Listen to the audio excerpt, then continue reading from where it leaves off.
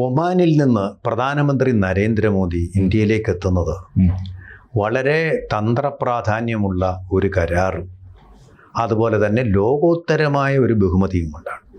അതായത് Oman Elizabeth രാജ്ഞി മുതലായ മഹാത്മാക്കൾക്ക് അല്ലെങ്കിൽ മഹതികൾക്ക് മാത്രം കൊടുത്തിട്ടുള്ള ഒരു ബഹുമതിയാണ് ഇന്ത്യയിലേക്ക് അദ്ദേഹം കൊണ്ടുവന്നിരിക്കുന്നത്. അവസരങ്ങൾ ധാരാളമാണ്. എന്തൊക്കെ അവസരങ്ങളാണ്? അത് വ്യാപാര രംഗത്ത് ഇതുണ്ടാക്കാൻ പോകുന്ന ഒരു കടൽ മാറ്റം എന്തൊക്കെയാണ്? ഒമാനിലേക്ക് ഏകദേശം 98% സാധനങ്ങളും ഇന്ത്യ കയറ്റുമതി ചെയ്യുന്ന 98% സാധനങ്ങൾക്കും ഒരു തരത്തിലുള്ള നികുതിയും ആ രാജ്യം ഏർപ്പെടുത്തുകയില്ല. അതെ, അതായത് എല്ലാ രാജ്യങ്ങളിലേക്കും നമ്മൾ കയറ്റുമതി നടത്തുമ്പോൾ ആ രാജ്യങ്ങളെല്ലാം അങ്ങോട്ടുള്ള എൻട്രി ടാക്സ് ഏർപ്പെടുത്താറുണ്ട്, ചുങ്കം എന്ന് നമ്മൾ അതിനെ പറയുന്നു. എന്നാൽ ഇത് സീറോയാണ്. 2% സാധനങ്ങൾ നിസ്സാരമായ നികുതിയിലേക്ക് വരും, ബാക്കിയെല്ലാം ഇങ്ങനെ. ഇതുകൊണ്ട് സംഭവിക്കാൻ പോകും, ഇപ്പോൾ തന്നെ നമ്മളുടെ കയറ്റുമതി 20% വർധനമാണ് അമേരിക്കയുടെ ഈ പറയുന്ന ചപ്പടാച്ചയ്ക്ക് ശേഷം ഉണ്ടായിട്ടുള്ളത്.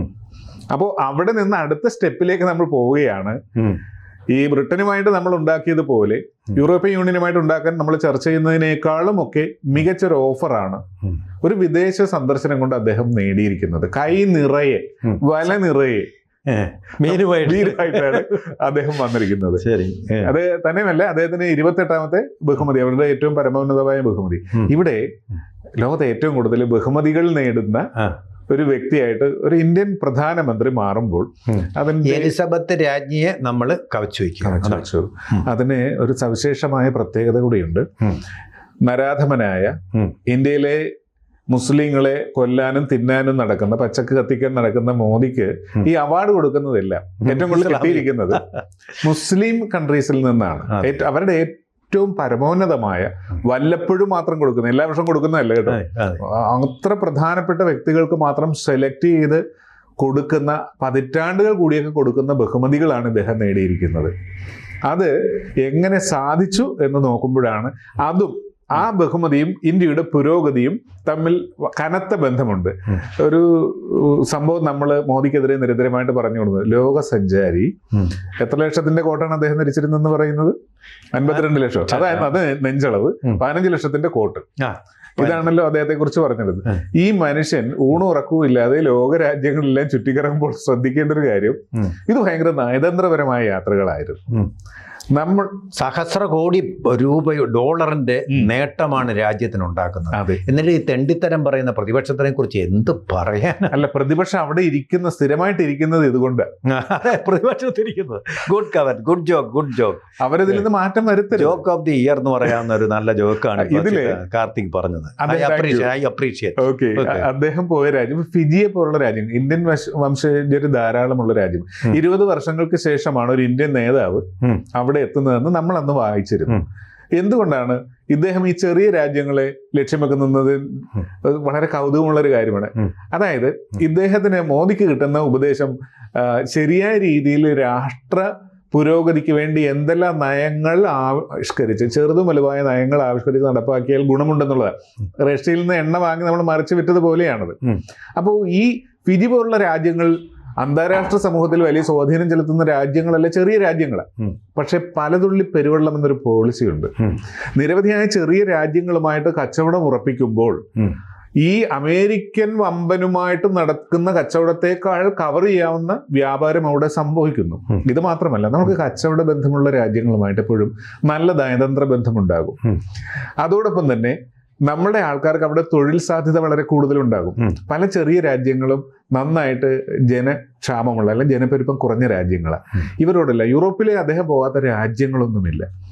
ഈ രാജ്യങ്ങൾ എല്ലാവരും, ഇപ്പോൾ നമ്മൾ സാധാരണ മെലഡി എന്നും പറഞ്ഞൊരു ഇറ്റലിയുടെ പ്രധാനമന്ത്രി, ഇവർ രണ്ടുപേരുടെയും ജോർജിയ മെലോണി അങ്ങനെ ഇടാൻ കാരണം എന്ന് പറയുന്നത് അഴിമതി ഇല്ലാത്ത കരുത്തുറ്റൊരു നേതാവാണ് അദ്ദേഹം എന്ന് മാത്രമല്ല, നയതന്ത്രപരമായ നീക്കങ്ങളിലൂടെ ആ രാജ്യത്തിന് വിശ്വസിക്കാവുന്ന, ഇത് എല്ലാ രാജ്യങ്ങൾക്കും ബാധകമാണ്, കഴിഞ്ഞ ദിവസം പോയ എത്യോപ്യക്ക് പോലും, എല്ലാ രാജ്യങ്ങൾക്കും വിശ്വസിക്കാവുന്ന ഒരു പങ്കാളിയാണ്. ചൈനയെ പോലെ കൂടെ നിന്ന് ചതിക്കുകയോ, ഈ വ്യാപാരത്തിലെ ഏറ്റവും പ്രധാനപ്പെട്ട ഒരു കാര്യം എന്ന് പറയുന്നത് കൊടുക്കൽ വാങ്ങലുകളാണല്ലോ.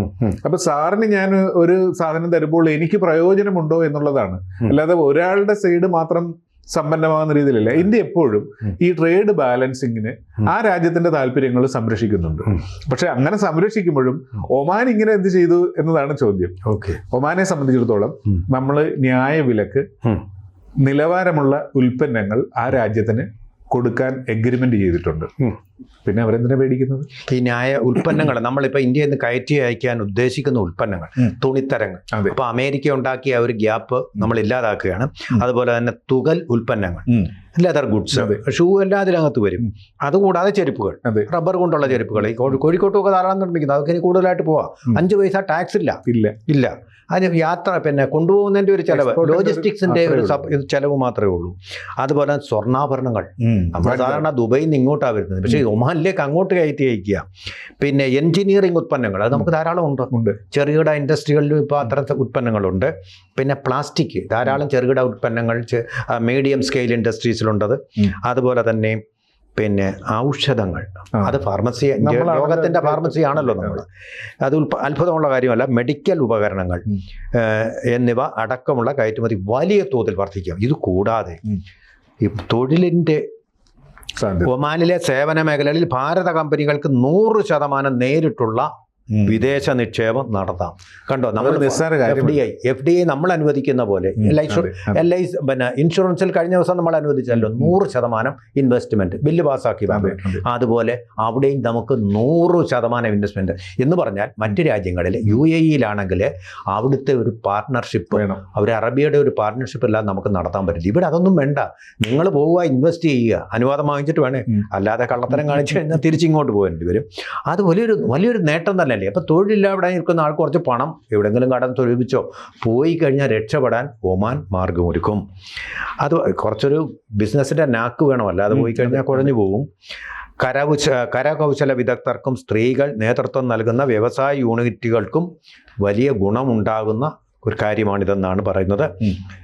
ഒരു ഇനത്തിനും തീരുവ നൽകണ്ട, നമ്മൾ ഈ പറഞ്ഞ ഉൽപ്പന്നങ്ങളിൽ ഒന്നിനും. അതിനാൽ ഇത് കുറഞ്ഞ വിലയ്ക്ക് തന്നെ അത് വിൽക്കാൻ പറ്റും. വിൽപ്പനയുടെ അളവ് കൂടുകയും ചെയ്തു എന്നുള്ളതാണ്. പിന്നെ അതുപോലെ ചില തൊഴിൽ മേഖല സ്കിൽഡ് വർക്കേഴ്സിന് വളരെയധികം നമുക്ക് എന്തൊക്കെയാണെന്ന് ഞാൻ പറയാം, വലിയ തൊഴിലവസരങ്ങൾ കിട്ടാൻ സാധ്യതയുള്ള നമുക്ക് തൊഴിലില്ലാതിരിക്കുന്ന ഒരുപാട് പേരുണ്ട്. അക്കൗണ്ടൻസി പഠിച്ചിട്ട്, ടാക്സേഷൻ ലോ പഠിച്ചിട്ട്, അതുപോലെ ആർക്കിടെക്ചർ പഠിച്ചിട്ട് വെറുതെ തൊഴിലില്ലാതെ നടക്കുന്ന ഒരുപാടുണ്ട്. അവർക്ക് യോഗ്യതയ്ക്കനുസരിച്ചുള്ള തൊഴിൽ കിട്ടാതെ.